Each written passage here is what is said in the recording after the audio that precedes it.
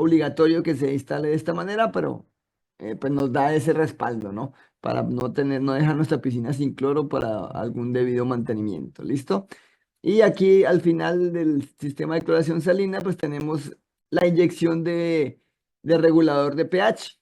¿Ok? También lo veíamos un poco, se los mencionaba en la sesión anterior.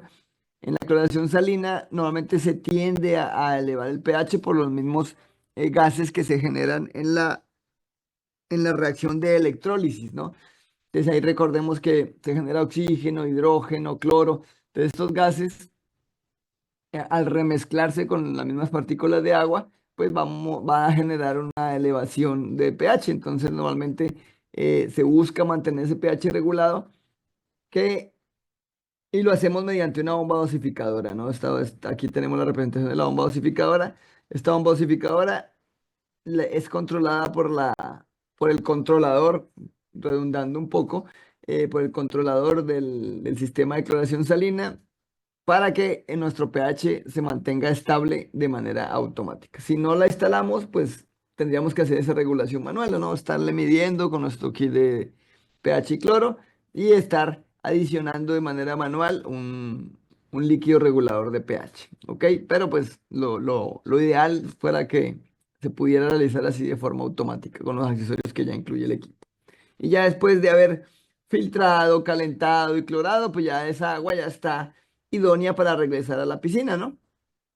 Y pues bueno, y sigue el ciclo, ¿no? Generalmente, eh, pues todo este proceso de limpieza, calentamiento y cloración, pues no se le puede hacer a los 10.000 litros de agua, a los 20.000 litros de agua de un solo golpe, ¿no? Entonces va siendo un paso gradual de todo el volumen del agua por esta tubería que está instalada ahí, ¿no? En nuestra piscina, ¿no? Ok. Recuerden, por favor, poner las preguntas ahí en la cajita de preguntas y respuestas para darle ahí un mejor seguimiento a la contestación, por favor. Por aquí ya tengo una preguntita, nos pregunta Augusto. ¿Qué sensor es el que falla en el clorador si se sigue produciendo cloro aún sin flujo de agua? Y si hay una posición específica de instalación de la celda. Ahorita vamos a entrar un poquito más a detalles a la posición de instalación. Eh, Cuando el clorador sigue produciendo sin flujo de agua, no es que se dañe un sensor, se daña toda la célula y la tubería. Ahorita precisamente les voy a mostrar una imagen de un caso específico de donde hay un daño. ¿Qué pasa? Cuando tenemos clorando la misma agua sin un flujo, pues esta agua se va convirtiendo en gas. Todos esos gases que acabé de mencionar, oxígeno, hidrógeno y cloro. Esos gases se van acumulando en la tubería y en la misma célula, generando elevación de temperatura. ¿Ok? Entonces esos gases generan elevación de temperatura, un poco elevación de presión, pero igual como la tubería está libre, pues esa presión, pues en algún momento llega a los retornos, pero lo que más me afectaría es la elevación de temperatura. Entonces esa elevación de temperatura, pues me puede deformar como tal todo el sistema. Si tengo estas sondas cerca, pues se puede dañar la célula, se puede dañar una sonda que tiene aquí la misma célula, se puede dañar estas sondas que vienen aquí instaladas. Todo lo que esté cerca a la célula de electrosis se puede dañar si es por mucho tiempo esta generación de cloro sin flujo de agua. En cuanto a la posición de instalación, puede ser horizontal o vertical, pero hay que tener en cuenta ciertas consideraciones que las vamos a ver ahorita más adelantito. ¿Listo? Entonces yo creo que con eso respondemos la pregunta de Augusto. Por aquí salió otra pregunta de José Luis Gama. Al incrementar el pH, ¿qué producto es recomendable para ajustar? ¿Un ácido directamente o algún producto comercial? Generalmente los productos comerciales, los baja pH, que los vamos a encontrar así en las tiendas de distribuidoras de productos químicos, pues los baja pH incluyen un ácido. Generalmente el ácido más usado es el ácido clorhídrico. En el mercado, hasta en el supermercado se puede conseguir como ácido muriático. ¿Ok? Entonces, ese tipo de ácido, pues normalmente pues ya viene preparado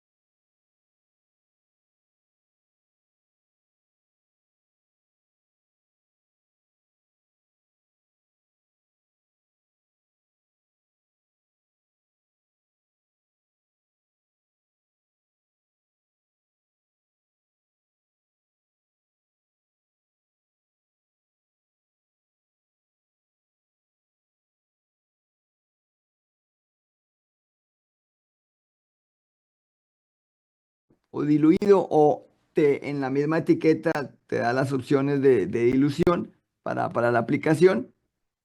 Y ya simplemente siguiendo esas opciones, pues ya se aplica de manera dosificada ese ácido para que se vaya manteniendo el pH en el punto neutro, ¿no? Que es el que buscamos mantener, ¿ok?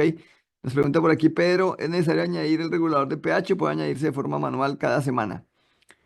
Eh, lo ideal es que se tenga el sistema automático, porque si lo regulamos semanalmente, puede que haya 2, 3 días que se me mantenga la piscina de alto equilibrio y eso eh, me va a generar a futuro pues más inconvenientes de acumulación de ácido, de acumulación de elementos que son perjudiciales para el bañista. Lo ideal es que evitar, bueno, más bien. Lo ideal es siempre tener la piscina equilibrada químicamente la mayor cantidad de tiempo, ¿no? 24/7.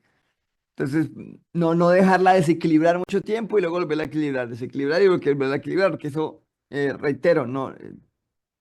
En algún futuro pues nos va a traer afectaciones a los bañistas y también va a hacer que la adición de estos químicos reguladores se incremente. Entonces, si yo la hago de manera inmediata, automática, tengo que usar menos líquidos equilibrantes, ¿ok?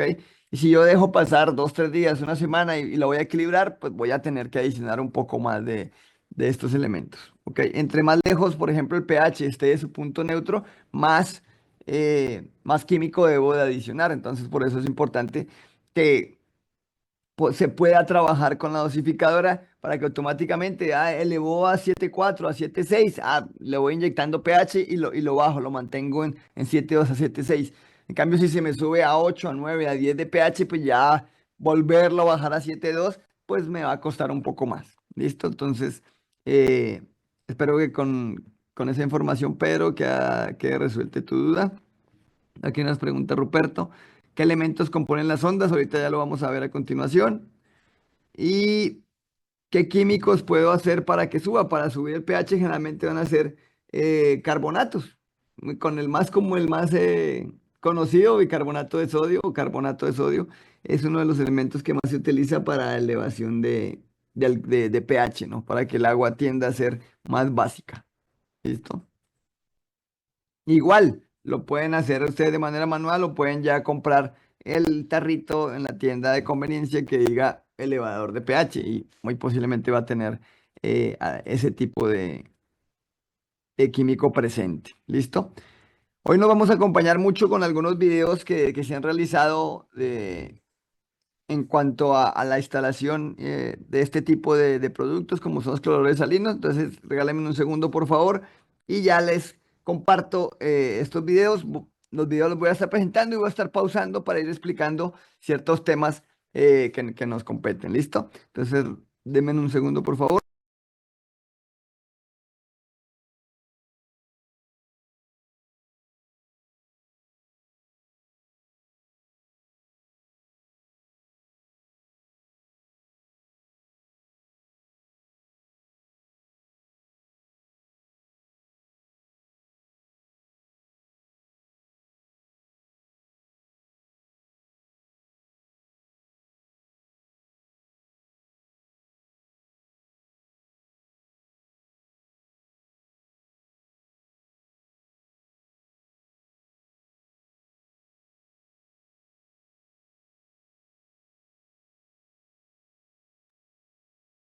Me confirman nomás si se ve el video. No tiene audio este video, así que no se preocupen si no escuchan, pero lo importante es que sí se esté viendo la información. ¿Listo? Bueno, entonces ahí me dan clic. Me va a regresar aquí tantito nada más para reconfirmar. Entonces, ¿cómo instalamos las ondas? Entonces, así como lo vemos ahí en pantalla, pues está el muchacho ahí perforando como tal la tubería, ¿no? Entonces, vamos a agarrar un taladro, es una broca de 5 octavos, normalmente la que se usa, y pues esa perforación la vamos a hacer en la parte superior del tubo. ¿Ok? Entonces por ahí es donde pues vamos a crear el acceso para la instalación de las ondas. Por ahí el día viernes veíamos que teníamos cuatro sondas cuando el usuario accede a la compra de todos los accesorios. Nuevamente vamos a instalar cuatro sondas. Entonces, si instalamos cuatro sondas, son cuatro agujeros, efectivamente. Por cada sonda es un agujero. ¿Listo? Entonces, lo primero que tenemos que hacer es identificar, ¿cuántas sondas tenemos? Una, dos, tres, cuatro, esos son los agujeros que voy a hacer. Distancia entre sondas. Entonces, los agujeros, digamos, no, los puedo poner pegaditos, pero recomendado que tenga una distancia de 5 a 10 centímetros entre cada agujero. ¿Listo?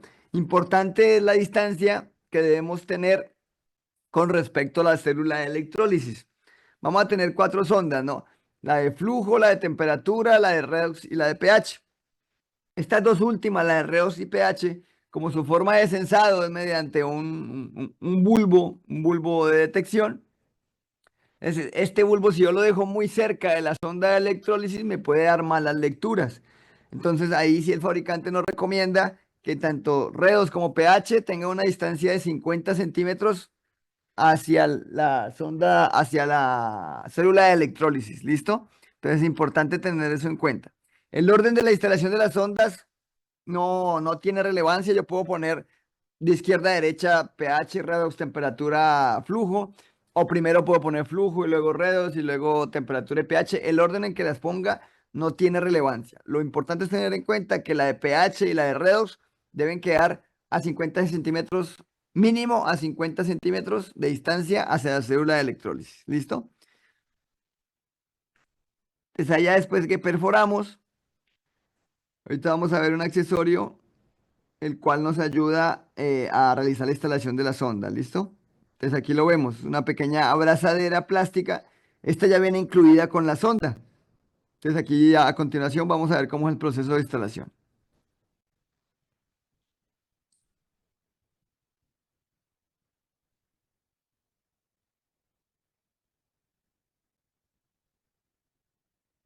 Nail O-ring para el sellado y pues la alineamos con el agujero que ya hicimos, ¿no? Es lo más importante. Y ya luego se pone la parte posterior, que esa pues ya no necesita sello, por abajo no hay hueco. Y con los tornillos y tuercas que ya vienen incluidos, pues se hace el ajuste del mismo para que ese O-ring que pusimos, pues quede ahí como aplastadito haciendo su función de sellado, ¿no?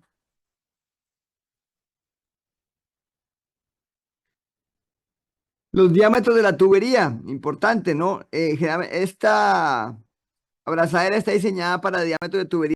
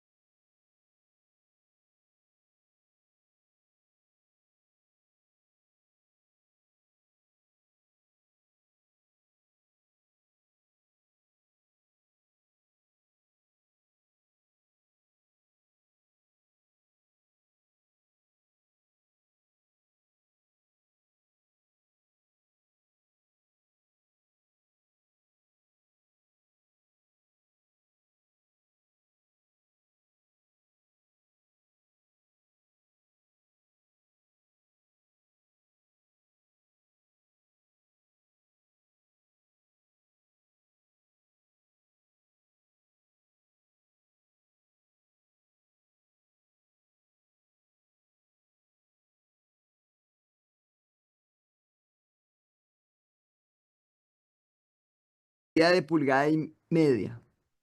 Ok, en pulgada y media es la prueba que estamos haciendo en el video.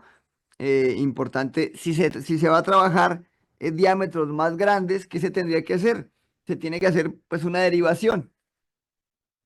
Entonces venimos trabajando 2, 3, 4 pulgadas en alguna piscina muy grande. Entonces simplemente hacemos una derivación de un poco de esa agua a 1,5 pulgadas para ahí hacer la medición. Digamos, no tiene que pasar el 100% de flujo por el sensor, ¿no?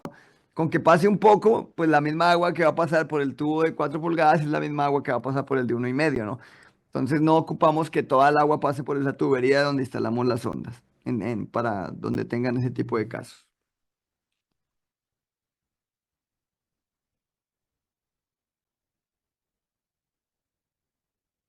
Ahí internamente tiene esos O-ring para ya cuando insertemos la sonda, ahí también se genere un punto hermético, ¿no?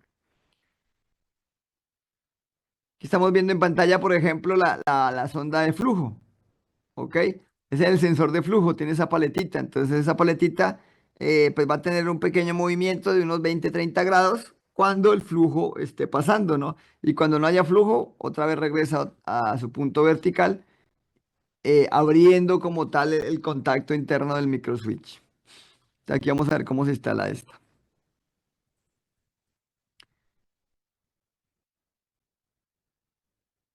Entonces ahí, por ejemplo, en primer lugar instalamos la de flujo, en segundo lugar viene la rojo, el rojo siempre va a identificar redox, ¿listo? Entonces aquí instalamos la redox de segundo, pero reitero, ahí puede ir la de pH, la de temperatura, cualquiera. Con estas ondas hay que tener mucho cuidado en la manipulación, como les he comentado en varias ocasiones, en la punta tienen un pequeño bulbo de sensado, pero este bulbo es así como un filamento de un bombillo de los viejitos, ¿no? De un bombillo incandescente. Entonces, si nosotros movemos, golpeamos la punta de ese redox, se nos cae la sonda, ahí, hasta ahí llegó sonda, ya no va a tener una buena medición. Entonces, en la manipulación hay que tener mucho cuidado. Generalmente cuando van a recibir estas sondas, en la punta de la sonda ya va protegida por un frasco lleno de un líquido. Ese líquido es un tipo de alcohol isopropílico que nos va a mantener humedecida como tal el bulbo de medición, ¿ok? Porque pues no, también si está mucho tiempo seco, esa resequedad produce daños como tal en la función de sensado del equipo, ¿va? Ya cuando la instalemos, pues normalmente pues va a estar humedecida por la misma agua del sistema, entonces ya ahí ya se autoprotege.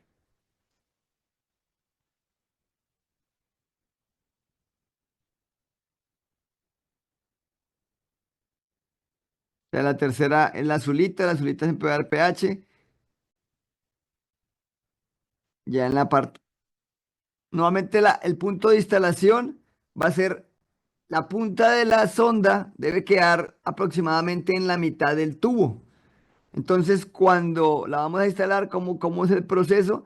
Digamos, la vamos hundiendo suavemente hasta que tope en la parte de abajo del tubo. Entonces, ya cuando sintamos que topó, la regresamos un tantito hacia arriba y apretamos la tuerca. Ese es el modo de instalación normalmente de estas sondas.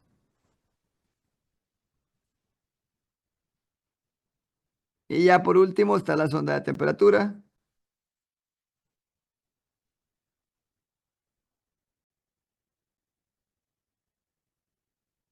Entonces ahí está como que el resumen, ¿no? Sensor de flujo, sonda redo, sonda pH y sonda temperatura. Por aquí hay unas preguntitas.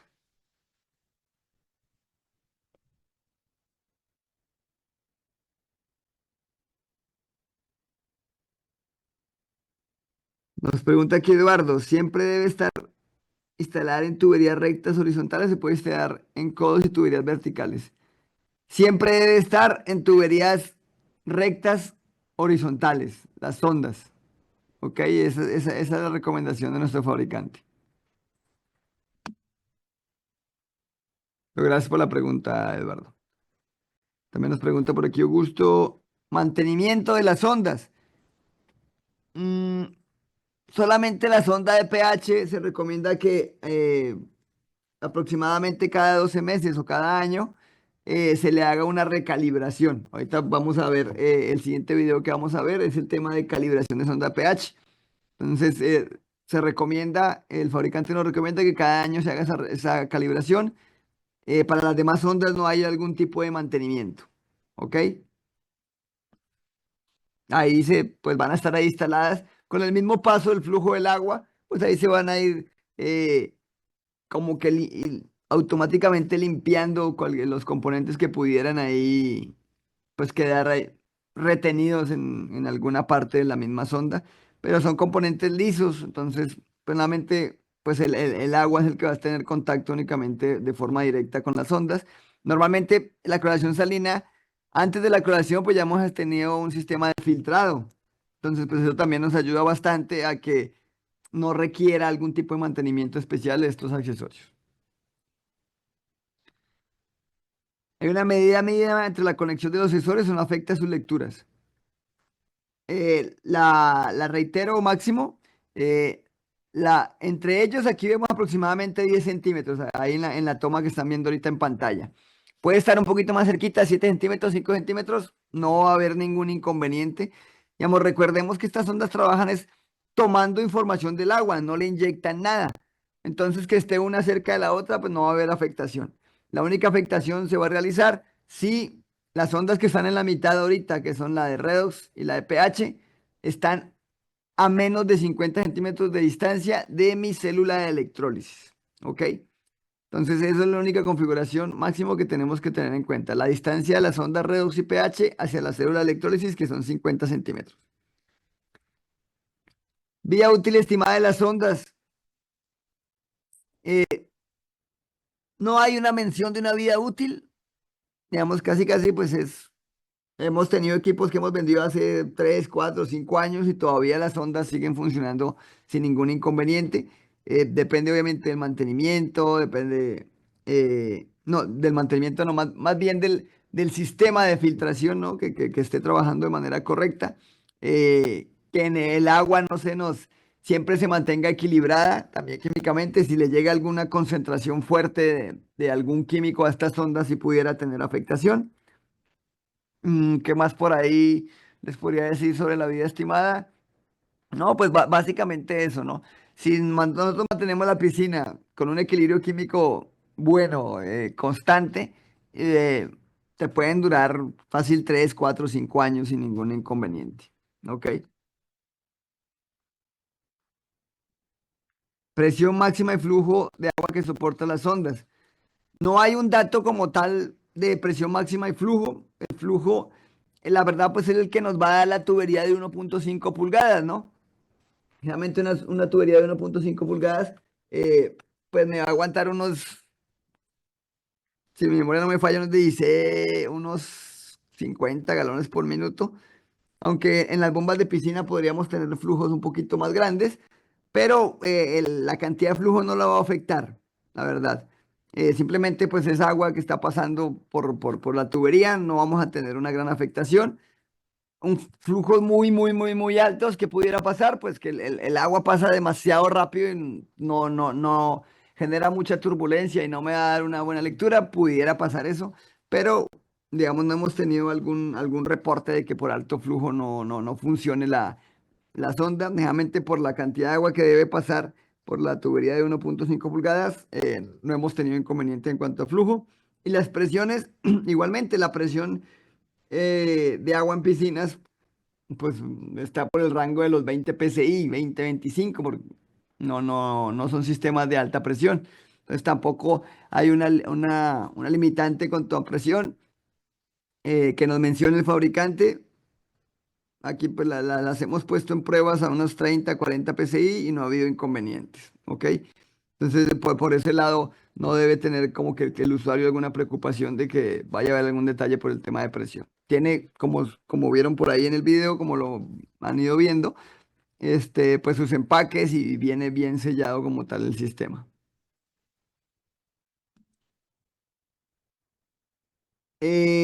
Recuerde, por aquí nos pregunta al máximo que si el orden de las sondas va encendido el agua, encendido la temperatura o viceversa. El orden no importa.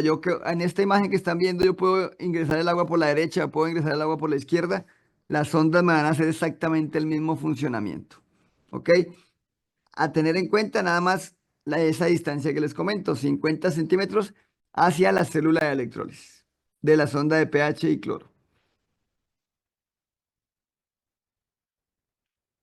Aquí salieron varias preguntitas del video, interesante, qué bueno. Distancia de instalación de las ondas a la célula, Enrique, 50 centímetros. Tiempo de vida, por allá la respondí, a gusto. Eh, el orden, reitero, pueden ir mezclados, primero la de flujo, primero la de pH, primero la de redox, no va a pasar ningún inconveniente. El orden no me altera el buen funcionamiento del sistema. En caso, nos pregunta Felipe, en caso de falla, ¿alguna sonda display nos da algún aviso? Sí y no. Si estamos hablando del sensor de flujo y falla, pues ¿qué va a pasar? Que yo voy a tener la bomba apagada y yo voy a escuchar a mi sistema de cloración salina funcionando. Entonces, ay, algo tiene la sonda de flujo, pero no me arroja como una alerta específica. Ah, la sonda de flujo no está trabajando. No, no la arroja. ¿Ok? Entonces, en el caso del sensor de flujo, por ejemplo, pues nos vamos a dar en cuenta, a dar de cuenta efectivamente eso, ¿no? Yo paso, la bomba de recirculación está apagada y vemos que el clorador está generando. Entonces, ahí pues, es como que una alarma de que debemos revisarlo. La sonda de cloro, la de redox, si falla, igualmente, pues que vamos a tener pues detalles como tal en la cloración. Si falla, pues ya mi piscina no va a clorar de manera correcta y pues nos vamos a dar cuenta porque se va a poner verdosa, se va a intentar pues contaminar, ¿no? O turbia. Entonces ya empezó a ver el agua turbia y ay, no está funcionando bien el sistema. Pudiera ser un factor la sonda de redox. La sonda de pH, igualmente, si no funciona la sonda de pH, ¿qué no va a funcionar? Mi bomba dosificadora. Entonces el pH se me va a disparar. Entonces en caso de que no funcione la sonda de pH, nos vamos a dar cuenta, pues porque el pH como tal de la piscina se va a ir muy alto. Y la sonda de temperatura,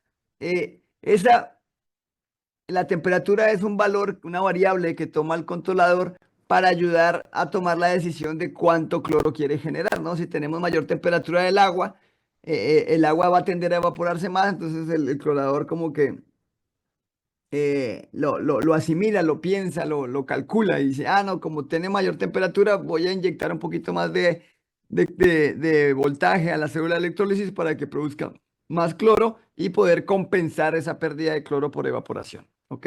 Entonces, si se daña la sonda de temperatura, en algún punto podría tener bajas partes por millón de cloro. Sería como que el síntoma, ¿no? Pero gracias ahí por la pregunta, Juan Felipe. Ahí veo que hay dudas sobre los centímetros de la célula. Voy a regresarme aquí un tantito. Ahorita me regreso tantito, Enrique, a como tal la diapositiva, que ahí sí la puedo rayar de manera más cómoda para que quede eso de tema de los 50 centímetros bien claro. ¿Listo?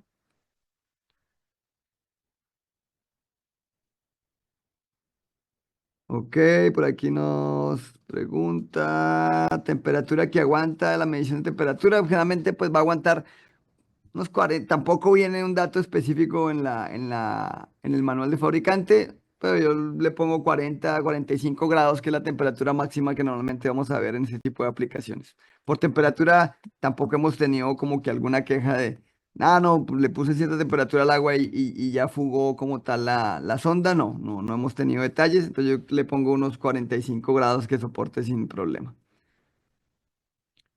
Listo, listo, listo. Ok, listo. Entonces todavía hay algunas preguntitas ahí sobre el tema de la instalación de los electrodos. Ahorita ya con un pequeño diagrama, ahorita en la proyección de las diapositivas, lo aclaramos al 100%. Nada más vamos a terminar de ver la información de este video que estamos presentando.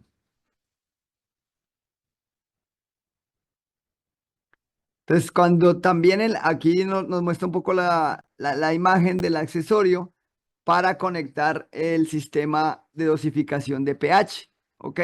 La parte de la abrazadera es exactamente igual, simplemente trae otro adaptadorcito, por decirlo de alguna manera, para conexión de la manguera, ese es el que vamos a ver a continuación.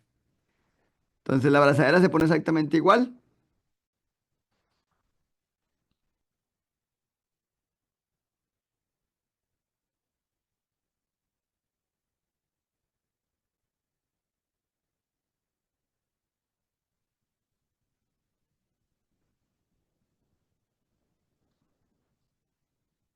Vamos a enroscar ahí en la abrazadera este accesorio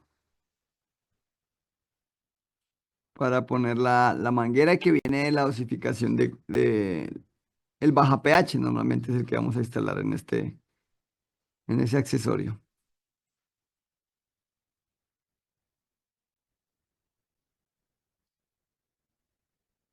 Entonces, mucho ojo ese accesorito, ese aditamento gris. Si se nos pierde, ahí sí hay detalles que se no se vende como refacción.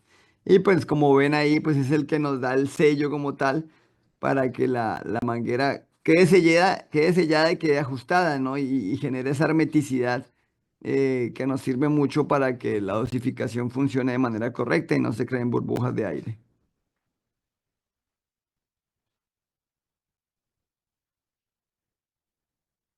Listo, y más o menos pues así quedaría. ¿Va? Entonces, esa es la información de ese video por el momento. Vamos a regresarnos aquí un poquito a la presentación. Listo. Entonces, voy a explicar el tema de los 50 centímetros aquí con esta diapositiva. ¿Ok? Y la voy a rayar aquí un poquito. Ok, entonces, en el mismo orden que estábamos trabajando, que vimos en el video. Entonces, este sería flujo. Voy a poner solo las iniciales. Este sería redox. Esta sería pH. Esta sí le pongo ambas. Y esta sería temperatura, ¿cierto? Las ondas siempre deben ir antes de la célula de electrólisis. Siempre. Ese es su punto de instalación. Antes de la célula de electrólisis, en una tubería recta de manera horizontal. Que la tubería vaya horizontalmente. Es lo que nos recomienda el fabricante para que estas ondas funcionen de manera correcta. ¿Ok? la, Donde vamos a entrar el líquido o el ácido regulador de pH siempre va a ser después de la sonda. ¿Ok? Las sondas de medición van antes de la célula. La conexión para la rectificación del pH siempre va a ir después de la célula. ¿Ok? Entonces hay que también tenerlo pendiente. No van a poner la regulación de pH aquí antes de la célula porque ese ácido pues me va a dañar mi célula de electrólisis, ¿no? Entonces la regulación de pH siempre va a ir después, que es esa última abrazaderita que vimos ahí en el video. ¿Ok?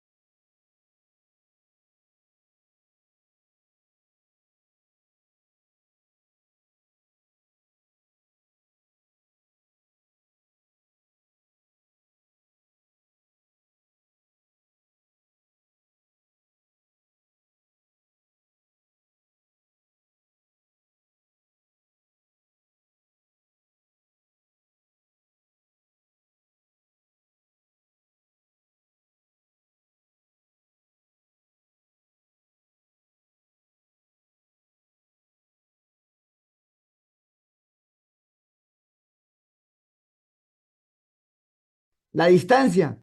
Entonces aquí, por ejemplo, entre la de flujo y la electrólisis, si tiene 10 centímetros, si tiene 20, si tiene 15 centímetros, no me va a importar.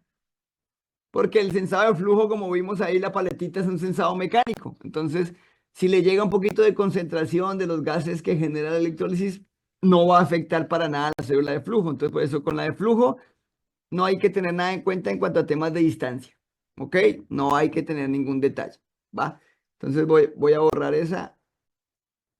Hoy, la segunda dijimos que era, ya que se me fue la pluma, redox, perdón. La de redox, ahí sí. La distancia que tiene que ir de la redox a la entrada a la célula de electrólisis, ¿cuánto dijimos? 50 centímetros. Mínimo. ¿Ok? Si está a 60, si está a 70, si está a 1 metro, no va a haber ningún inconveniente. Mínimo 50 centímetros. ¿Ok? Es la distancia que debe haber entre la sonda de redox y la electrólisis.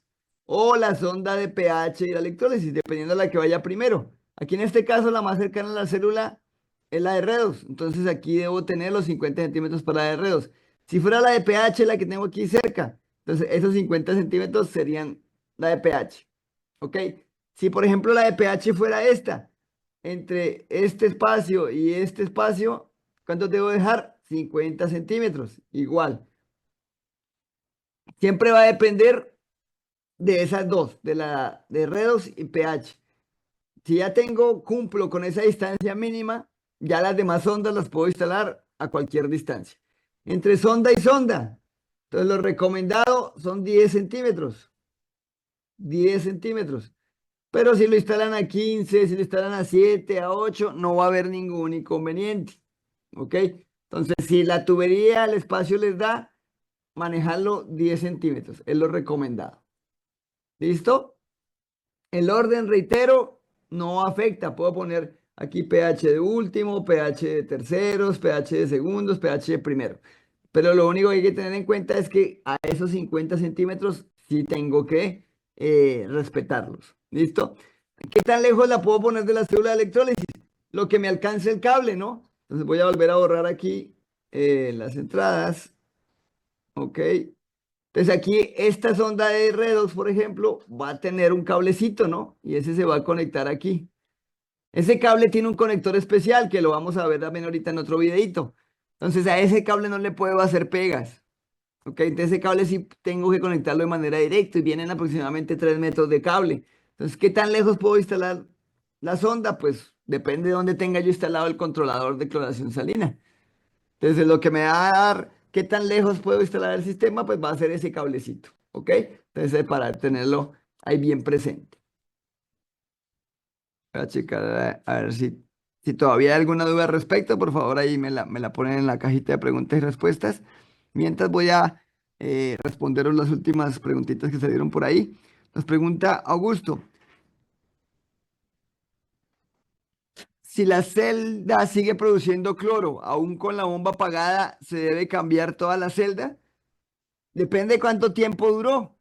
Digamos, si duró el suficiente tiempo para que la célula se dañe, se deforme, pues hay que cambiar toda la célula.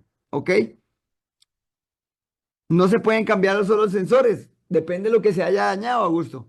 Entonces, si la célula queda generando cloro sin flujo con la motobomba apagada, como explicaba anteriormente, ¿no? Va a ser una elevación de temperatura. Puede que la célula aguante y los sensores también, que lo único que se deformó sea la tubería y que se pueda ahí hacer un corte y hacer alguna otra, una nueva pega y poner una nueva tubería. Y puede que las ondas y la célula se hayan salvado, puede que sí.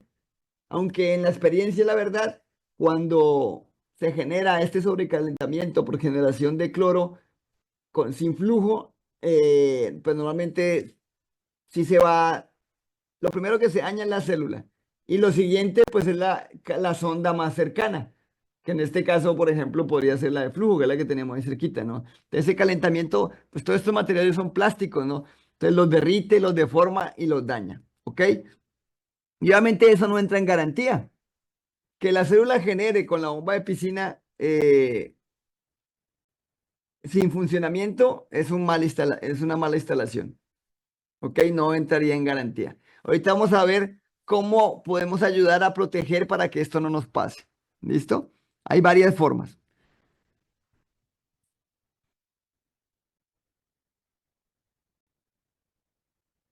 Nos pregunta por aquí Máximo. Dice, las ondas Reos y pH no deben estar a más de 50 electrovolts. Ah, bueno, creo que ya con el diagrama que acabamos de realizar ya se respondió esa. Nos pregunta también Augusto, ¿un clorador se puede instalar para una alberca con agua de pozo? ¿Qué ajustes deben considerarse?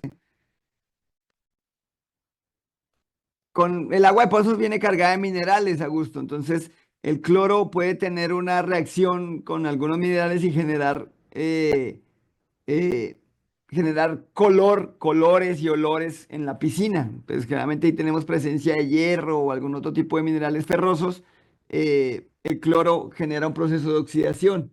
Entonces, posiblemente, si estamos viendo esas reacciones, pues se tenga que hacer, lo recomendado sería hacerle un tratamiento al agua que está saliendo del pozo para eliminar todos los elementos nocivos y que no reaccionen con el cloro o pues no usar el agua de pozo para la piscina, sino usar otra agua de otra fuente de alimentación. Entonces, eso sería lo que se tendría que hacer.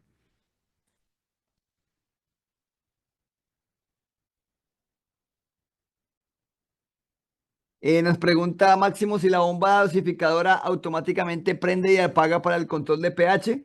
Si tengo yo la sonda de pH, para eso es la sonda de pH. Si yo tengo aquí mi sonda de pH, esta sonda le va a estar indicando al controlador de cloración salina, pues el punto de pH en el que está el agua, ¿no? Entonces, cuando empieza a subir ese punto de pH, aquí hay un cablecito que va conectado aquí a la bomba dosificadora. Entonces, ese cablecito, el controlador dice, la sonda de pH me dice que estoy alto en pH, entonces, bueno, bomba dosificadora, encienda, jale ese regulador de pH, ese baja pH e inyéctelo en la tubería.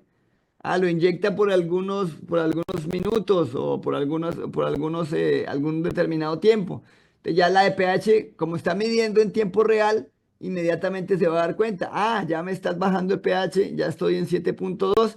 Bueno, el controlador, ya cuando estás otra vez en 7.2, el controlador dice, ya no te ocupo bomba dosificadora, ahora apágate. Entonces todo eso lo hace de manera automática. ¿Listo? Entonces, por eso es bien.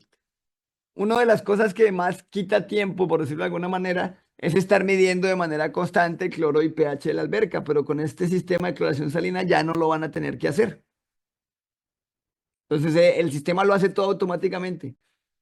Entonces, eso da una gran ventaja, un gran confort, una menor utilización de tiempo para mantenimientos o para revisiones y pues más tiempo, más para usar la piscina, ¿no? Voy a tener más tiempo disponible para poder usar mi piscina, ¿ok? Entonces, eso también es una ventaja que nos da el clorador salino, poder usar por más tiempo la piscina. ¿Listo? Va. Entonces, ¿sí quedó claro lo del tema de las ondas? Si alguien todavía tiene una duda por ahí, póngamela en el cuadrito de preguntas y respuestas al respecto. Listo, nada más. Entonces, continuamos. Había un segundo video en el que vamos a ver la calibración de la sonda de pH, que es el mantenimiento que les digo que normalmente el fabricante nos recomienda que se haga cada año, ¿ok? Entonces ya les voy a compartir ese videito también rápidamente aquí para que lo veamos y lo entendamos rápidamente. Un segundo, por favor.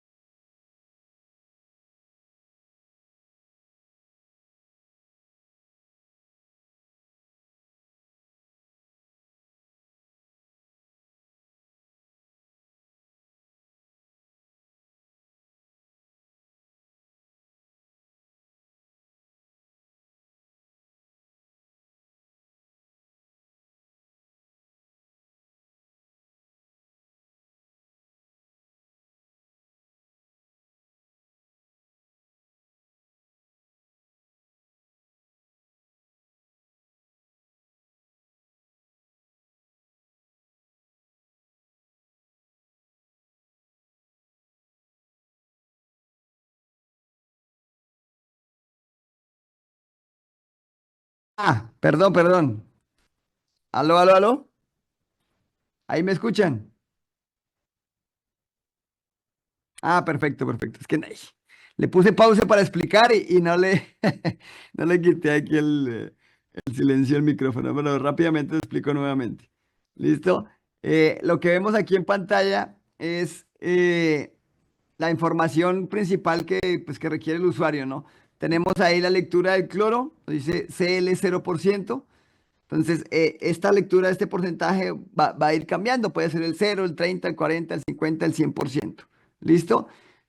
Va amarrado mucho al voltaje, por eso es el segundo valor. Entonces, si yo quiero menos producción de cloro, pues el sistema me va a inyectar menos voltaje ¿a qué? A la célula de electrólisis. Entonces, va a estar siempre ahí amarrado esos dos valores. Que cuando produzco el 100 o cuando produzco el 60, el 80, el 70, pues el equipo lo tomará, lo decidirá en base a la información que le están arrojando las ondas, sí, las ondas de medición, ya sea la de pH, la de flujo, la de redo, la temperatura. Con esa información, él lo pone ahí internamente en un algoritmo y decide cuánto voltaje inyectar a la célula y qué porcentaje de producción tener. Ahí abajito tenemos la información que dice ORP, por sus siglas en inglés, ORP, Oxidation Reduction Potential. Entonces, potencial de reducción, oxidación del agua, ¿no? Entonces, lo decíamos por ahí en la sesión anterior, que la referencia va a ser 740 milivoltios. Si aquí en la pantalla me dice 740 milivoltios, quiere decir que mi piscina tiene 2 partes por millón. ¿Listo? En este caso nos marca ahí 475, entonces quiere decir que a mi piscina le falta cloro. Entonces ahí pues, no tarda el equipo, por ejemplo, en empezar ahí a subir su porcentaje y va a apagarse o va a reducir su porcentaje al mínimo cuando esté alcanzando esos 740 milivoltios. ¿Ok? Entonces siempre recordemos que la de Redox no nos arroja cloro directo, cloro libre directo, simplemente es una referencia ahí de comparación. ¿Listo? Ahí nos dice auto. Auto hace referencia al modo de funcionamiento. Hay tres modos de funcionamiento: manual, semiautomático y automático. Ahorita ya más adelante vamos a explicar cómo funciona cada uno. ¿Listo? Debajito nos dice pH 2 puntos off. En este caso, pues está apagada, apenas se va a empezar a configurar el equipo, pero ya cuando se enciende, ahí nos arroja el valor de pH que está midiendo la sonda de pH. Nos va a arrojarnos 7.2, 6.9, 7.6, bueno, el pH que tenga como tal el agua. Nos dice relé off. El equipo cuenta con un dispositivo de encendido apagado que nos va a ayudar a manipular el encendido de algún elemento. Normalmente ese elemento pues, va a ser la bomba recirculadora. Entonces ya con el Smart Cloro incluimos, o el Smart Cloro más bien incluye, un sistema para programar. Te da dos rangos de tiempo, ¿no? Podemos programar a que el relé se active a las 9 de la mañana y se desactive a las 11 de la mañana y se vuelve y se activa a las 2 de la tarde y se vuelve y se desactiva a las 4 de la tarde. Entonces, esa señal de ese relé, pues la llevamos a un contactor y prendemos o apagamos una motobomba, ¿ok? Entonces, nos reemplazaría básicamente el timer. Y tenemos aquí pues la hora actual, 15:25. En este caso de video se grabó a esa hora, ¿no? A las 3:25 de la tarde. ¿Listo? Nada más veo. Ok, dicen que ya se escuchó todo bien. A ver, una preguntita. ¿El equipo guarda los registros de pH y cloro? No, no los guarda.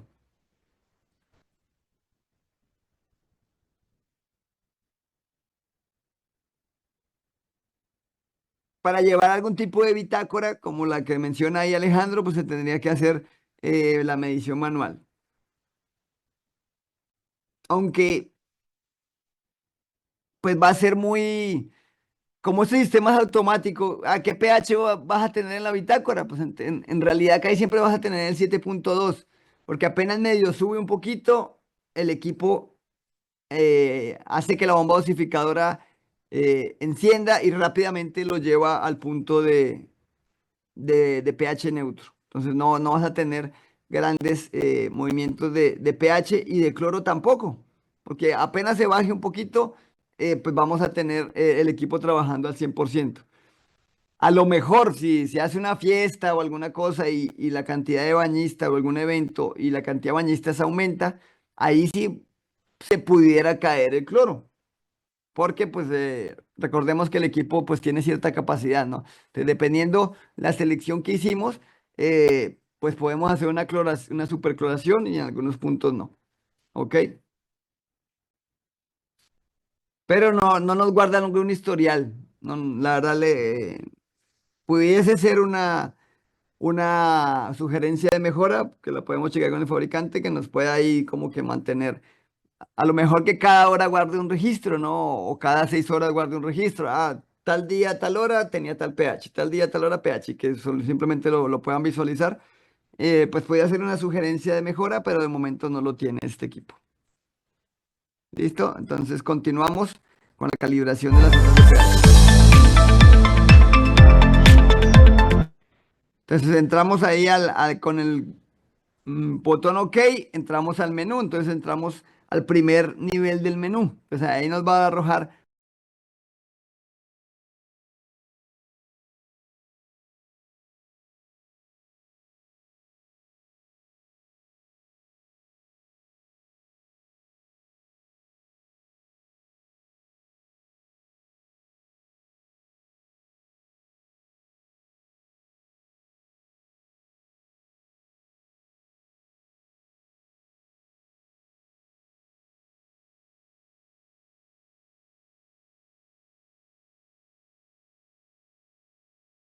varios parámetros. Ahorita nos vamos a enfocar en el de pH porque viene otro videito donde sí vamos a ver todos los parámetros. ¿Listo? Entonces aquí nos vamos a enfocar directamente, nos vamos a ir directamente al de pH.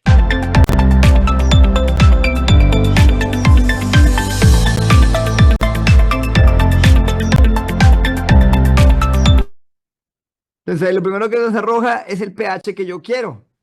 Entonces, bueno, ¿en qué pH quieres mantener ese flujo que estás trabajando? Ah, bueno, yo lo quiero en 7.2. Normalmente ese va a ser el valor que viene de fábrica y ese no le movemos, ¿no?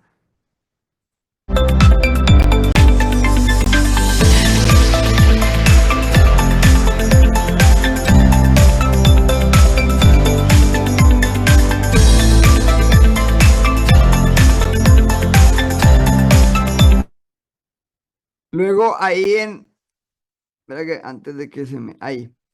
Entonces ya cuando le di calibración, sí, le doy OK y me dice pH cal igual a 7. Entonces, para los que ya alguna vez han comprado un sistema de cloración, pues se habrán dado cuenta que el Smart Chloro Plus pH ya incluye la sonda de pH. Si compran algún modelo que no incluya, el que ya no traiga incluye la sonda, sino la compran por aparte, igual va a pasar lo mismo. ¿A qué me refiero con lo mismo? Que va a incluir los líquidos de patrón de calibración. ¿Ok? Son dos sobrecitos donde viene un químico que ya viene preestablecido un pH. Entonces van a ser pH 7 y pH 4.01. ¿Ok? Entonces en base a esos químicos vamos a hacer la calibración del mismo. Entonces ese es el proceso que vamos a ver a continuación. Nuevamente entramos a calibración. Siempre nos pide primero el de 7 y luego va a pasar al de 4.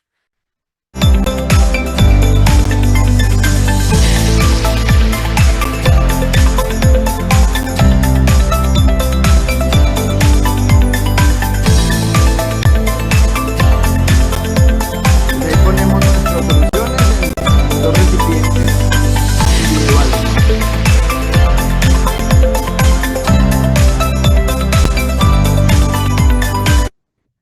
Ahí, al ponerlo en dos recipientes individuales, pues ya tenemos en uno el de 7, en uno el de 4. Están diferenciados por color. El de 7 está en verde y el de 4 está como rosita, ¿no? Como moradito. Entonces, el Smart Chrome me está pidiendo el de 7. Antes de sumergir, normalmente antes de sumergir la sonda de pH en el líquido patrón, lo recomendado es darle un enjuague en agua pura, en agua osmotizada.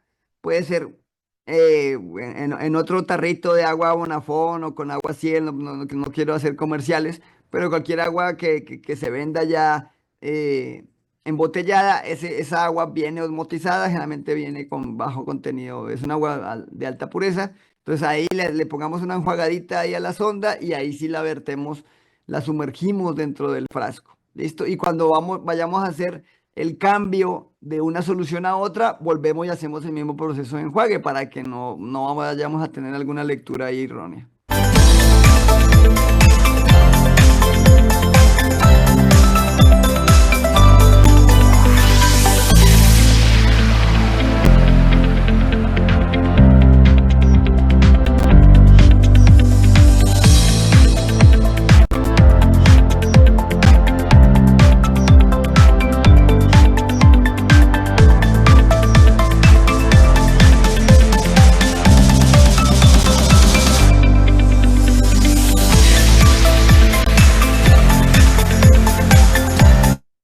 Entonces duran unos segundos, ya hace su calibración y luego empieza a titilar en la parte de arriba, pH cal igual a 4. Entonces ya cuando volvamos a tener ya la sonda enjuagada y sumergida en el D4, pues le vamos a dar OK nuevamente.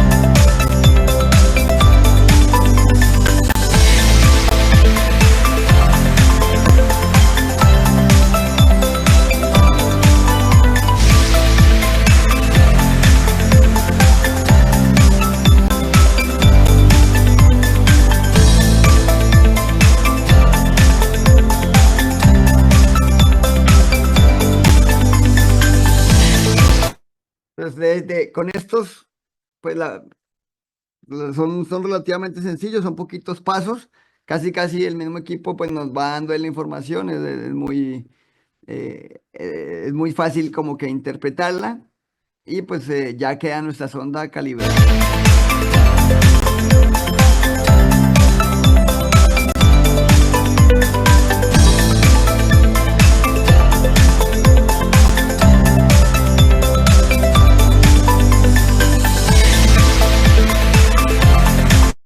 Ya cuando la calibramos, ahí ya vemos que el cloro ya empieza a subir su potencia, ¿no? 68%, 5,4 voltios. A medida que vaya subiendo la potencia, va subiendo el voltaje.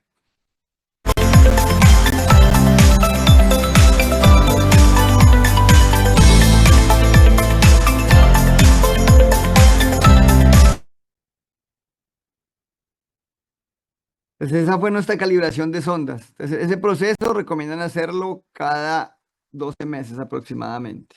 ¿Listo?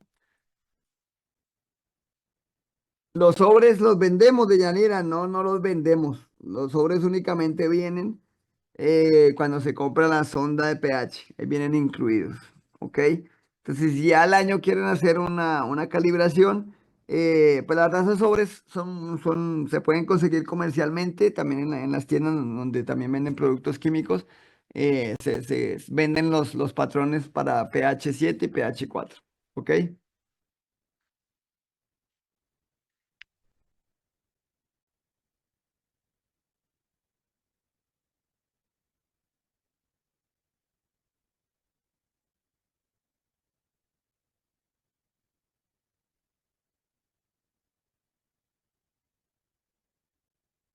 Por aquí nos menciona un caso, Alejandro, sobre temas de supercloración para algunos casos específicos y que no disparen los niveles de ácido isocianúrico, pues es complicado, ¿no? Generalmente cuando eh, se tiene algún accidente o algún evento de alta carga de material orgánico, pues sí se va a tener que utilizar un dicloro o algún otro oxígeno, bromo, hipoclorito de calcio, los que hemos visto por ahí en otras sesiones, para poder hacer esas supercloraciones y bajar pues esa carga de material orgánico. No hay otra manera de hacerlo, sino con eso, pero eso hace que se nos dispare el ácido cianúrico y en su momento pues se va a tener que sacrificar cierto volumen de agua para que esa disolución de ácido pues no se concentre y no genere ahí afectaciones. ¿Listo?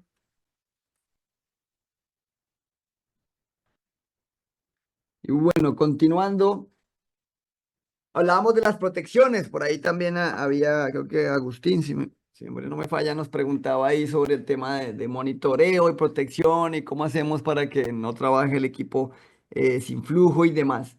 Entonces vamos a tener tres formas de proteger nuestro sistema para que no trabaje sin flujo, ¿ok?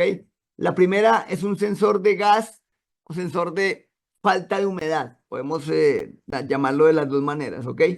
Ese sensor se encuentra dentro de la célula y ya lo incluye cuando compra el equipo. Entonces el equipo ya incluye un sensor, ¿ok? Aquí es una pequeña, lo van a ver en forma de monedita. Aquí ya viene adentro de la célula, ya ese cable ya viene aquí que sale al conector, ya viene incluido. Entonces ese sensor nos sensa tal cual como su nombre lo dice, nos determina cuando no hay humedad. Entonces, cuando el sistema está generando y no hay flujo, pues se evapora. Como hay una elevación de temperatura interna, se evapora. Entonces, cuando la parte superior de la célula se llena de gases, de ese vapor, o sea que ya no hay humedad directa del fluido, este sensor le manda una señal al clorador y este se apaga. Pero la señal es después de un tiempo, ¿no? Entonces ahí puede que en algún momento ya hayamos tenido alguna afectación en nuestro sistema. ¿Ok? Entonces, ¿qué pasa cuando instalamos esta célula en una posición donde el sensor esté en la parte inferior? Por ejemplo, aquí en este caso, este sensor está aquí en la parte inferior o aquí a un ladito. Entonces, todo este volumen de agua se tiene que evaporar para que ese sensor funcione.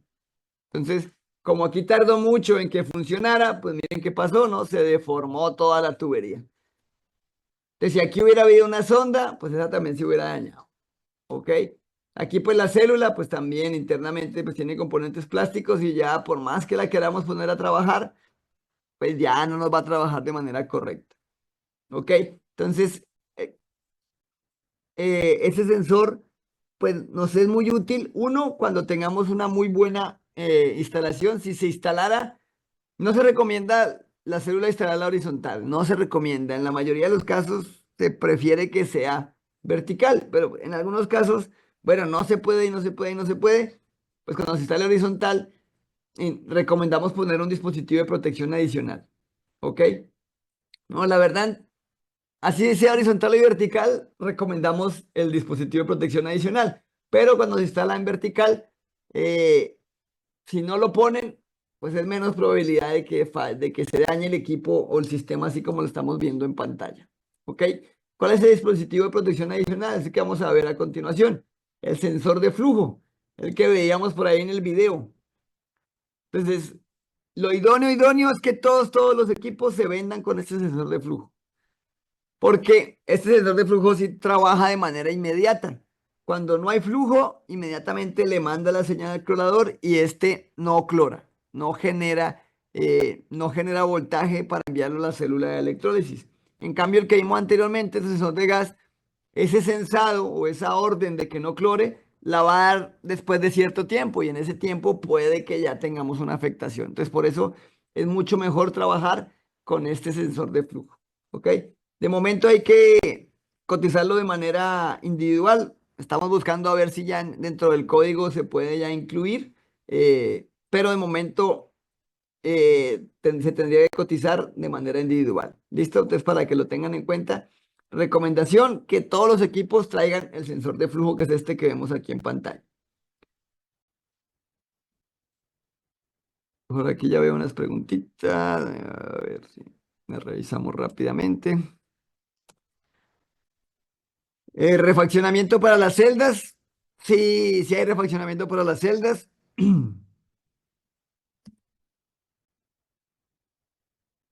Las celdas, por allá le había mencionado un par de veces, nos duran 10.000 horas de funcionamiento. Entonces ya después de las 10.000 horas, pues ya las placas, el nano y el cátodo, pues ya se desgastan, ¿no? Por tener ese funcionamiento constante de reacción con la sal que está ahí presente en el agua, ¿no? Entonces si hay un desgaste y sí se venden como refacción. ¿Listo? ¿Qué pasa si la celda explota por exceso de gases de cloro? Nos pregunta. ¿Es señal de falla del sensor? Claro, por supuesto. Si tiene el sensor puesto y la celda falla por exceso de gases, porque el sensor no está funcionando. ¿Ok? ¿Por qué? Se puso mal, dejó de funcionar, pues cualquier cosa. El sensor salió eh, con algún tipo de fallo de fábrica, pudiera pasar. ¿Ok? Entonces es importante siempre instalarlo. Un segundito, por favor.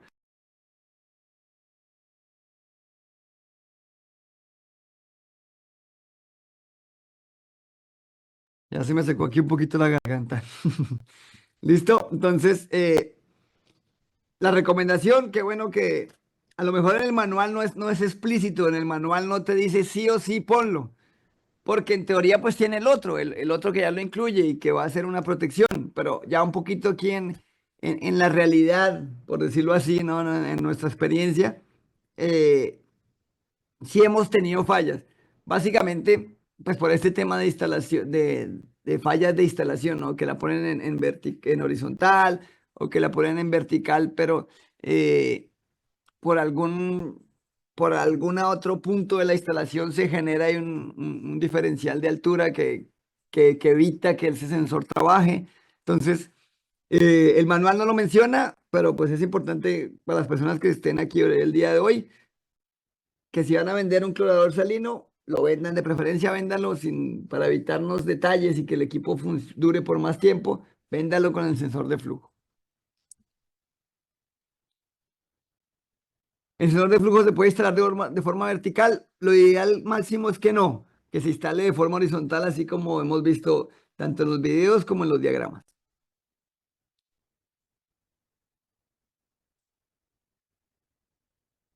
¿El clorador salino incluye el sensor de flujo? No lo incluye.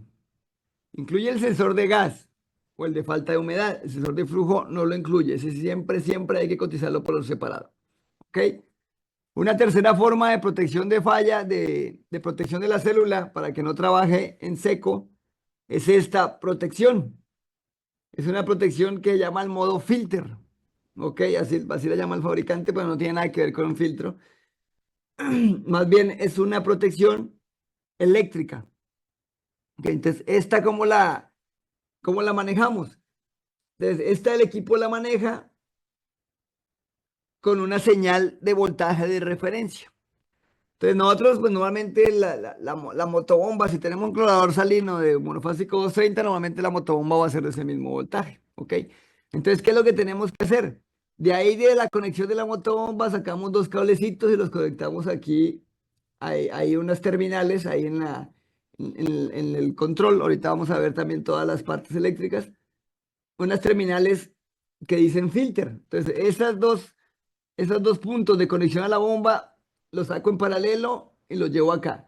Entonces, ¿qué significa eso? Cuando sea la hora de que la bomba prende, ya sea por orden del timer o orden de cualquier otro dispositivo eléctrico que nosotros tengamos de control, le van a llegar 220 a la bomba y esta enciende, ¿cierto? Entonces, esos mismos 220 le van a llegar aquí al controlador por esa entrada filter. Entonces, cuando él sienta esos 220, él dice, la bomba de recirculación prendió, entonces eso me da permiso a mí de generar cloro, que es un permiso eléctrico, ¿ok? Pero ahí hay un detallito, porque ¿qué pasa si dentro del circuito hidráulico de la bomba de recirculación hasta que llega a la célula de electrólisis se rompe una tubería? Pues la bomba de recirculación sigue funcionando, pero en realidad el agua no está pasando por la célula, entonces esta célula se nos va a dañar. ¿Ok? Entonces sí es una forma de protección, pero pues tiene esa limitante, que si hidráulicamente pasa algo, pues igual el sistema va a tener una avería por ese sobrecalentamiento por generación de gases. ¿Ok? ¿Cómo activo, aparte de llevar los 220, cómo activo el modo filter? Hay un jumper. Un jumper es simplemente un pequeño cuadrito eléctrico de paso de continuidad casi en la mitad de la placa lo vamos a ver referenciado como LK2. Por aquí tiene este circulito. Entonces, cuando yo quito ese jumper, activo la protección filter. Si yo lo pongo, el sistema se va a proteger por los primeros dos formas de protección que vimos, ¿no? De gas o de flujo. Entonces no pueden trabajar los dos al tiempo. Entonces, si tengo el LK2 puesto, él le va a hacer caso al de flujo o al de gas. Si yo tengo el LK2 retirado, le va a hacer caso a filtro. ¿Ok? O a esa señal de 220 que yo le estoy inyectando por esas terminales. ¿Listo? Es un modo de protección, aunque la verdad no es el más usado.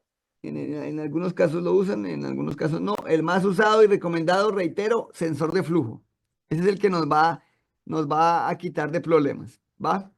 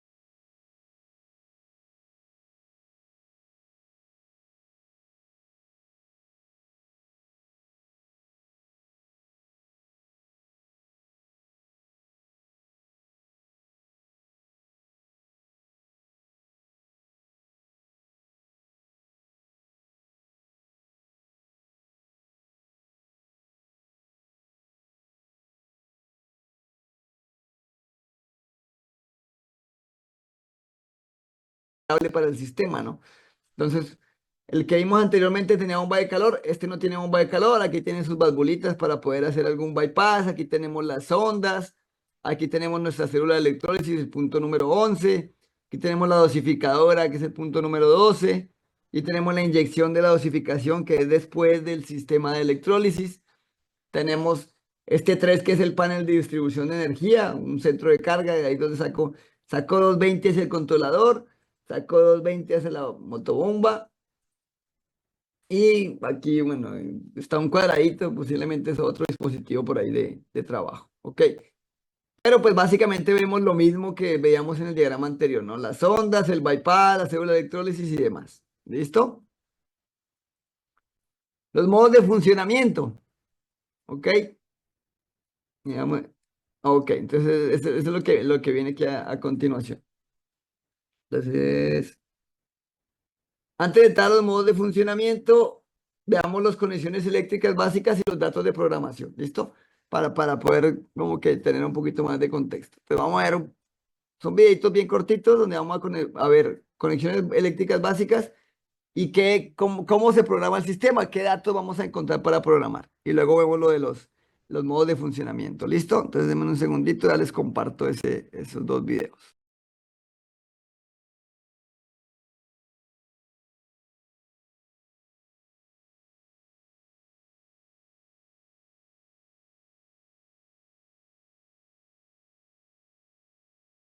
Tampoco tiene audio, no se preocupen, ahí yo les voy narrando.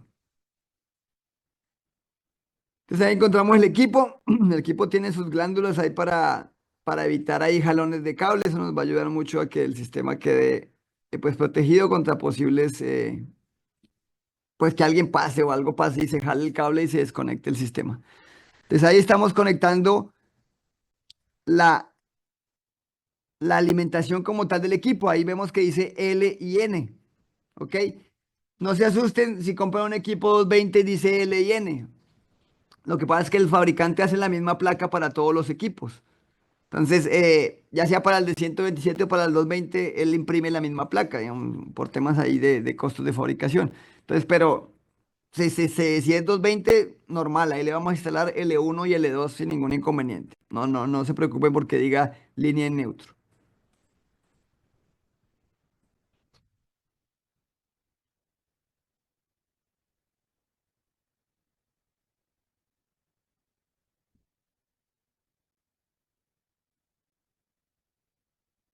Ahí apretamos ahí la glándula para que quede ahí justo ese cable y nos dé ahí protección. Lo segundo que vamos a conectar es la célula de electrólisis. La célula de electrólisis, como ven ahí en pantalla, trae tres cablecitos. Ok. El rojo y negro de potencia eléctrica y el blanco que es el sensor. Ok. Entonces ahorita vamos a ver dónde se conecta. Entonces ahí tenemos ahí la clema, bien identificada, una clema de alta potencia donde vamos a instalar rojo y negro. Ok. Importante hacer un buen apriete porque ahí tenemos una generación alta de corriente. Entonces, si no hacemos un buen apriete, queda un falso contacto, se va a recalentar esa clema y se nos va a dañar rápidamente. Entonces, es muy importante realizar un buen apriete de esas dos conexiones.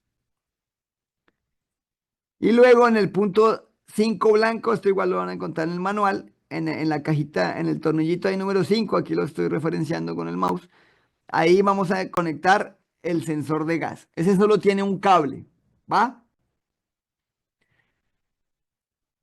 Si tuviéramos sensor de flujo, el sensor de flujo se conecta en 5 y en 6. Ah, bueno, ¿y qué hago con ese cable del sensor de gas? Pues simplemente lo doblo y le pongo un poquito de cinta aislante, ¿ok? Entonces tampoco, no van a funcionar ambos al mismo tiempo porque ambos se conectan en la misma terminal, ¿ok?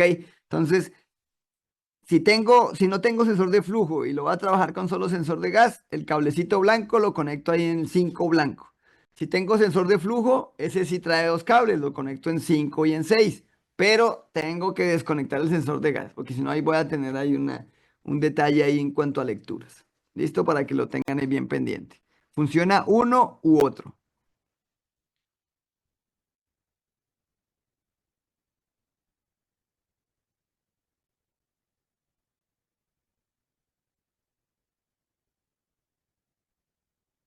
Igual apretamos ahí la glandulita, que no se nos jale el cable.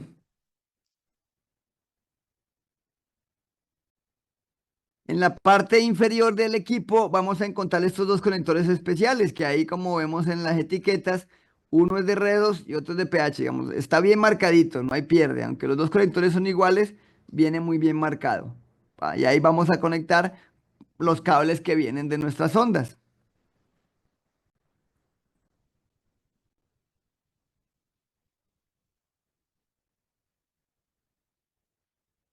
¿Cómo es la conexión? Entra y media vuelta, y ahí se escucha como un cliccito, y ya queda ahí enganchado.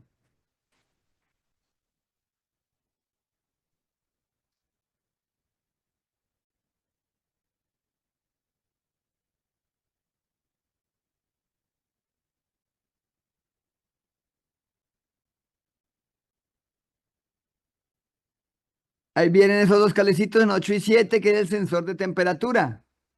Ok, entonces se conecta ahí en 8 y 7.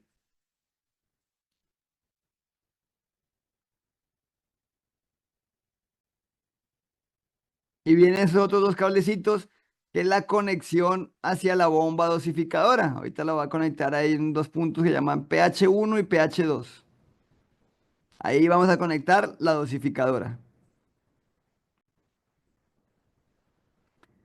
Ojo que ese contacto no es un contacto seco, ahí salen 220. Cuando él dice, tengo que bajar el pH y tengo que decirle a la dosificadora, inyécteme ácido, él arroja ahí 220 voltios. No interviene algún tipo de circuito, directamente los va a arrojar los 220 y va a prender la motobomba dosificadora.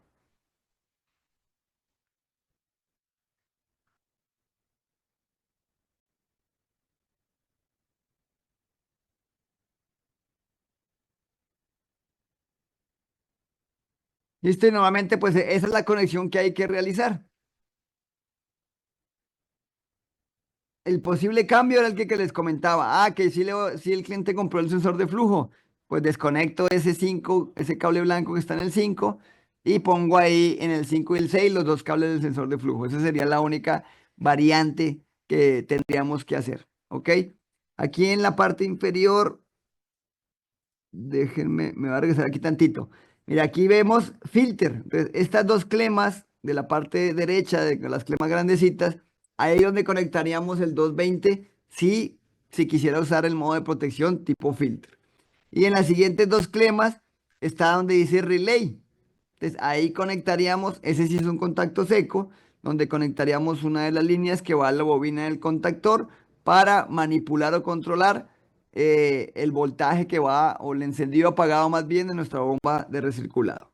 ¿Listo? Entonces para eso se utilizan estas últimas cuatro clemas. Estas dos penúltimas para el relay, estas dos últimas para el modo filter. ¿Listo? Me voy a regresar tantito. Ok.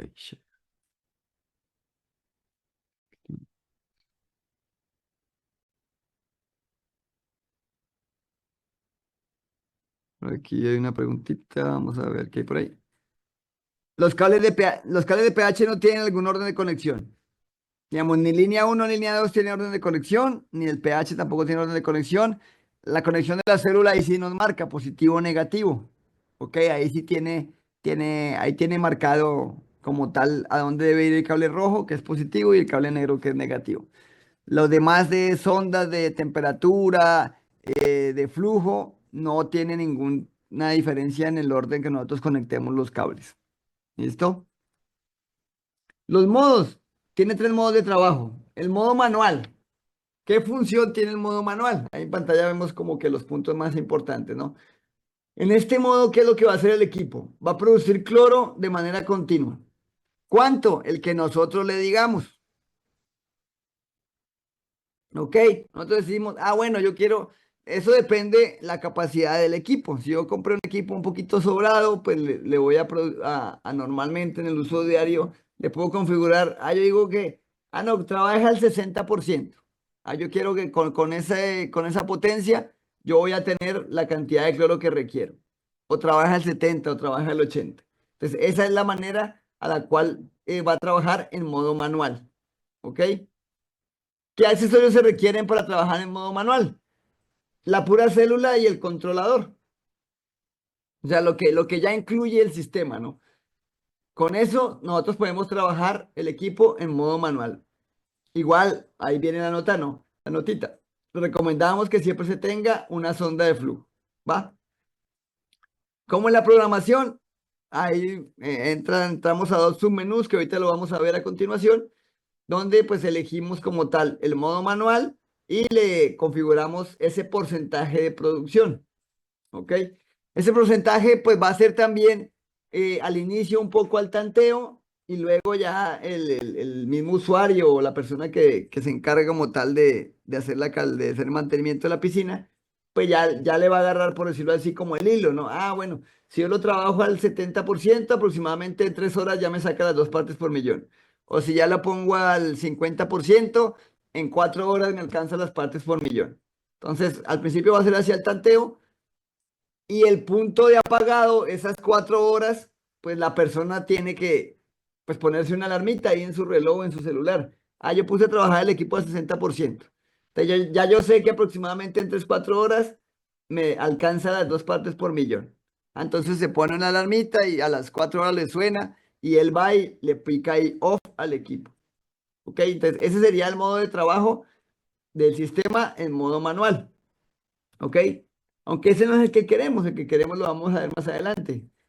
Tenemos el modo semiautomático. ¿Ok? En el modo semiautomático, el equipo siempre va a producir el 100%, siempre va a trabajar a su 100% de capacidad. ¿Ok? ¿Por qué se vuelve semiautomático? Como les decía en el manual, manualmente la persona tenía que ir y apagarle, ¿no? En el modo semiautomático no. Entonces, en el modo semiautomático, el equipo nos pide cierta información. La más relevante va a ser el volumen de piscina. Y él va a tomar también como referencia la variable de la temperatura. ¿Ok? Por eso en los accesorios requeridos, aparte de la célula y el controlador, nos dice el sensor de temperatura.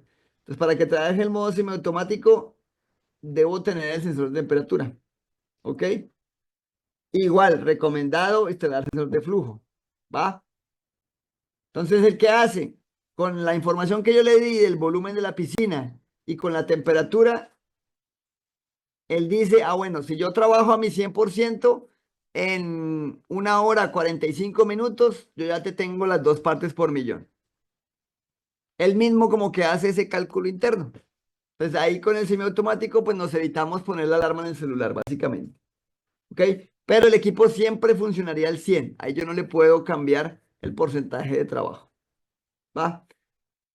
Entonces, si está muy sobredimensionado, pues trabajaría siempre haciendo supercloración. Es que eso tampoco es 100% bueno, ¿no? Entonces, es el modo semiautomático, pero ese tampoco es el modo que queremos trabajar. ¿En cuál modo queremos trabajar? En el automático, ¿ok? Entonces, ¿cómo funciona el automático? Él genera el cloro solo cuando los niveles de cloro estén por debajo de los requeridos, ¿ok? Y si está un poquito abajo, pues genera menos cloro. Si está muy lejos de lo que requiero, pues él empieza a generar más cloro. Entonces, funciona como un tipo inverter, ¿no? A medida de lo que se necesita, él va ajustando su potencia de trabajo. Lo hace de manera automática. ¿Listo? ¿Qué accesorios requiero para que funcione en automático?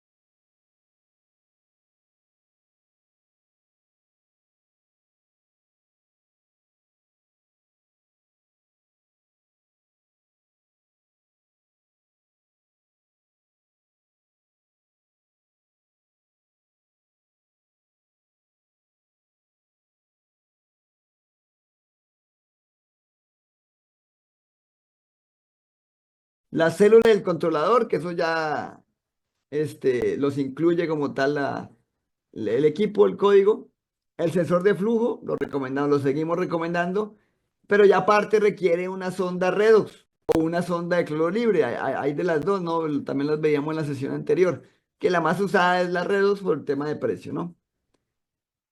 Y también para mejor eficiencia y para que el sistema sea mucho más preciso, pues se recomienda que se instale el sensor de temperatura. En ese modo automático, sin el sensor de temperatura también funciona, pero con el sensor de temperatura pues tiene esa variable adicional, ¿no? Para decidir en qué potencia trabaja, ¿va? Aquí no me pide, en ninguna nos exige la de pH, pero si ya estamos trabajando en el automático, pues lo recomendable es que la tenga para que todo sea automático, tanto la generación de cloro como la regulación de pH. ¿Listo?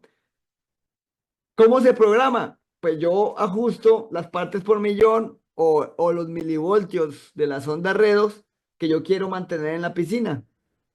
Y ya el sistema, ya con las ondas y las salidas y entradas de señal, pues él va a comandar tanto la bomba recirculadora como la producción de cloro. ¿Listo? Entonces, esta es la forma donde sí queremos que trabaje el sistema en modo automático. Entonces, en este modo, ¿qué tiene que hacer el usuario? Conectar el equipo, echarle sal y olvídese de lo demás. Simplemente cada 2 o 3 semanitas echarle un poquito más de sal y ya.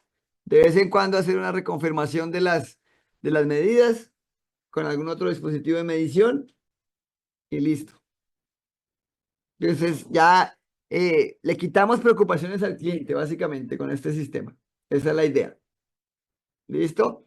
Entonces, ahí hablamos de programación, cómo se hace esta programación. Entonces, el último video que nos queda, vamos a hablar al respecto de la programación. ¿Listo? Entonces ya en un segundo ya les voy a compartir. No sé si por ahí hasta ahí haya alguna otra duda mientras pongo el video. El tipo de sal y cantidad. Tipo de sal, sal en pellets de alta pureza, alta disolución. Esta es la que se recomienda. La cantidad, 5 kilogramos por metro cúbico o 5 gramos por litro. Cualquiera de las dos. Pues básicamente lo mismo. Yo digo que estoy dividiendo por 1000 en la segunda, ¿no?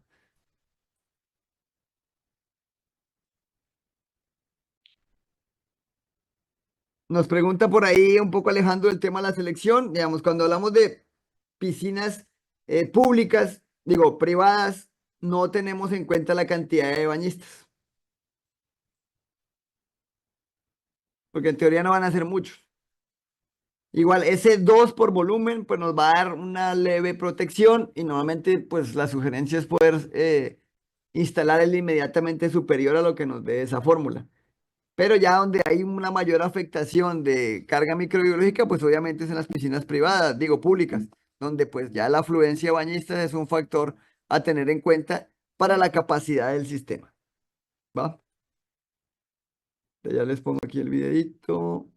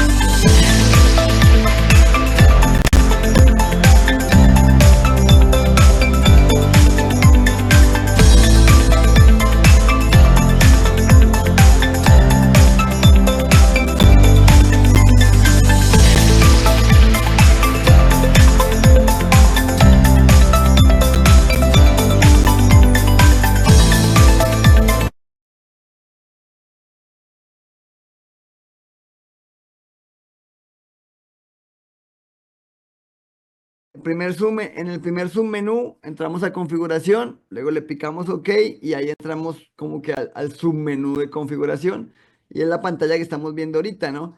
Lo primero que nos pregunta y que configuramos ahí en el video fue el lenguaje, ¿no?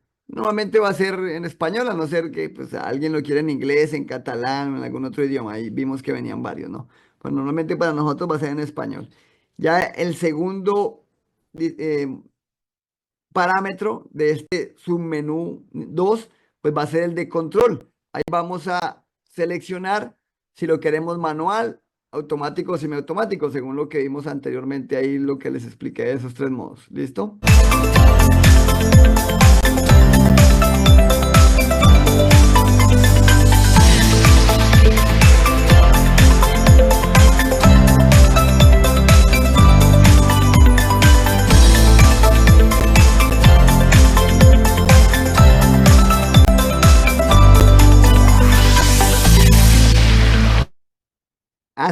Así lo programemos en manual, él me pregunta si tengo la sonda redos. Recordemos que CORP hace referencia a la sonda redos.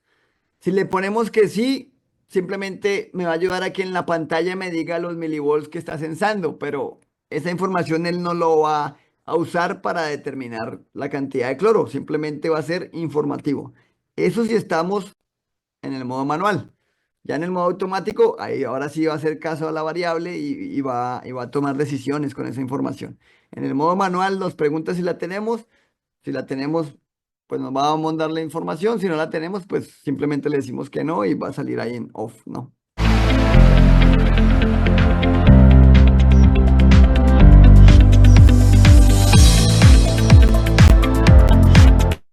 La limpieza, ok, un dato importante que no les había mencionado, el tema de la limpieza. El sistema hace una autolimpieza, un sistema de limpieza automático.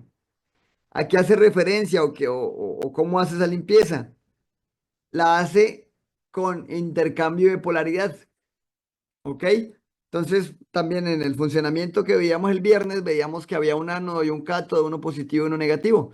Entonces, los positivos atraen electrones negativos y el cátodo, bueno, o la barra negativa, pues atrae electrones positivos, ¿no? Entonces, cuando yo volteo la polaridad, pues también se voltea lo que atrae, ¿no? Entonces, y suelta lo que pudiese tener ahí como arraigado, ¿no? De tanto absorber electrones negativos, como que se queda ahí como que cierta incrustación. Entonces, yo cuando le cambio la polaridad y él, en cambio de buscar electrones negativos, busca positivos, pues esa acumulación de electrones negativos, pues se suelta, ¿no? Y hace un pequeño proceso de autolimpieza, ¿ok? Entonces, esto nuevamente de fábrica viene en 4 horas. ¿Cómo determino si más horas o menos horas? Pues si le pongo 4 y veo que mi sistema se empieza a incrustar, pues le bajo a 3. Si se sigue incrustando, pues le bajo a 2. Si se sigue incrustando, pues le bajo a 1. Si en 1 se sigue incrustando, 1 es el menor tiempo que se le puede programar, pues hay que checar la calidad del agua. Posiblemente tengo alta dureza, alta concentración de minerales y demás, y por eso se me está incrustando mucho mi célula. ¿Ok? Cada 4 horas hace esta inversión de polaridad aproximadamente entre 10 y 15 minutos, es lo que nos menciona el fabricante. Entonces, por ese tiempo invierte la polaridad. Obviamente el sistema sigue funcionando, sigue generando cloro, porque pues, hay voltaje presente, pero ya el ánodo se convierte en cátodo y el cátodo en ánodo. Entonces simplemente se invierte la forma de funcionamiento, se limpian los platinos de la célula, pero el sistema sigue generando cloro sin ningún inconveniente. ¿Ok? Aquí nos pregunta el volumen de la piscina. Ese dato lo va a usar cuando trabajemos el modo semiautomático. Recordemos que en el semiautomático con ese dato él determinaba el tiempo al cual debería estar funcionando al 100% para llegar a las 2 partes por millón. ¿Listo?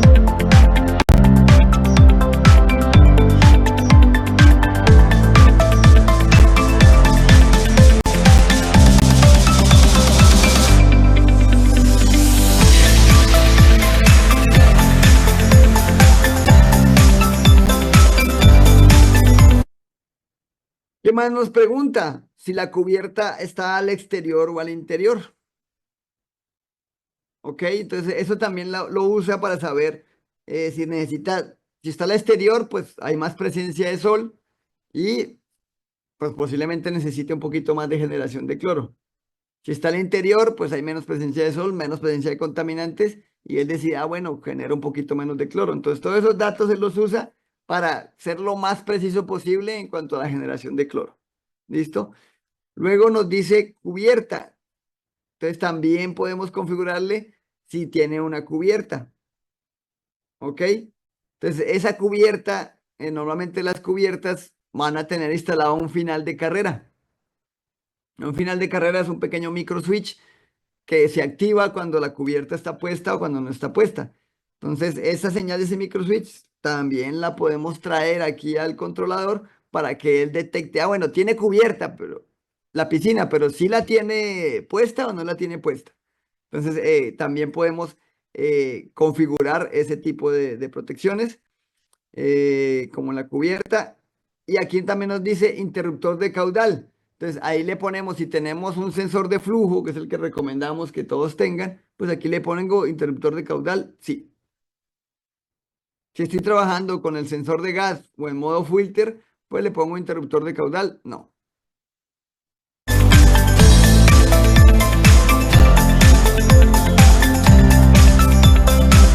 Para la configuración de algunos parámetros nos va a pedir contraseña. Aquí la vamos a ver, es una contraseña sencilla, 1, 2, 3, 4.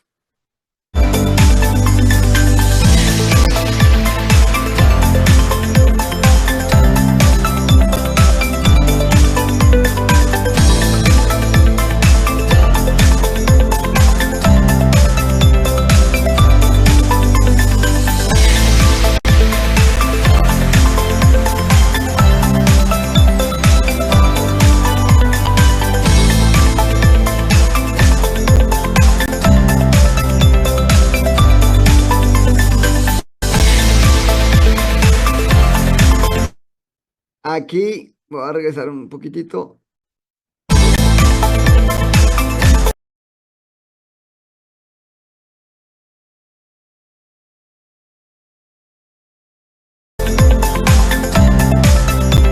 Ahí. Ahí debajo de interruptor de caudal nos dice ácido o alcalino. ¿Ok? Entonces, eso yo lo puedo invertir. Entonces, ¿qué pasa cuando lo inviertes? Si dice así ácido alcalino, la motobomba va a funcionar, la bomba dosificadora más bien va a funcionar cuando el pH sea alto. Si yo lo selecciono y lo invierto y que ahora salga álcali ácido, va a funcionar al contrario, cuando esté debajo del pH que yo quiero. ¿Ok? Mm, para algunos tipos de funcionamiento o ciertas aplicaciones se pudiera utilizar que suba el pH, pero ya cuando no se trabaja agua, la verdad, pues este dispositivo, hay otras aplicaciones donde se puede generar cloro, donde la reacción va a ser, en cambio de subir pH, bajar pH. Pero en nuestra aplicación de piscina siempre va a tender a subir el pH, entonces siempre debe estar configurado en ácido álcali. ¿Listo? Pero por alguna razón puede venir al revés de fábrica, entonces es importante que al instalarlo, verificar que esté en la configuración correcta.